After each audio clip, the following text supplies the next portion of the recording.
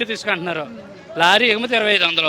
ఉచితం అంటారా డబ్బులు అంటారా? దాన్ని ఏమంటారు మీరు? మీ ఒపీనియన్ చెప్పండి ఒకసారి. ఇప్పుడు 2500 కట్టాలి, ఉచితం అంటే ఎందుకు? ఉచితం అంటే ఏంటి? ఉచితం అంటే ఏమిటి చెప్పండి ఒకసారి మీరు. ఉచితం అంటే మొత్తం ఫ్రీగా ఇవ్వాలి. ఇవ్వాలి కదా. 2500 దేనికి? అంటే దారి ఛార్జీలు. అంటే 2500 దారి ఛార్జ్ అయిపోద్దా? ఒకసారి చెప్పండి. అప్పుడు 3000 కొట్టుకునేటప్పుడు ఏమైంది? ఏదైనా ఒకటి అయింది కదా. ఇలా కొట్టుకునేది అలా కొట్టుకోవడం అంతే, పెద్ద తేడా ఏం కాదండి. పేపర్లో టీవీలో ఇలా అనౌన్స్ చేస్తున్నారు కదా. పేపర్ ఎవడయ్యా? ఈ టీవీ5, టీవీ9, ఈ టీవీ ఇలా అందరూ ఎవరు చెప్పు? చంద్రబాబు నాయుడు కొమ్ము కాసి వాళ్ళు అలా చెప్పదు, అలా చెప్తారు. ఇంకా విలేకరుని అడుగు ఏం చెప్తాడు? ఒకసారి వ్యక్తిగతంగా పార్టీ పరంగా పక్కన పెట్టి మీరు మాట్లాడండి.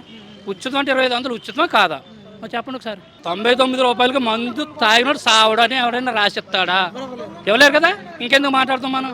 వాస్తవం మాట్లాడుకుంటేనే. ఫ్రీ బస్ పెడుతున్నారు ఇప్పుడు మహిళలకి, మీకు ఎలా ఉందంటారు? పెట్టాలండి. ఎలాగంటే ఈయన కొట్టాలని పెళ్ళం ఫ్రీ, మూడుకి 40.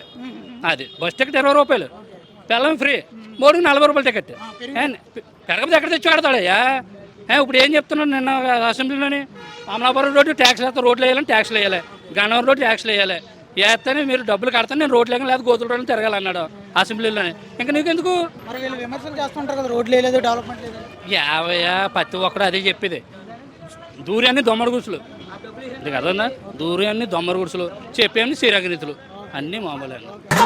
కంటెంట్ నచ్చితే సబ్స్క్రైబ్ చేసుకో మావా.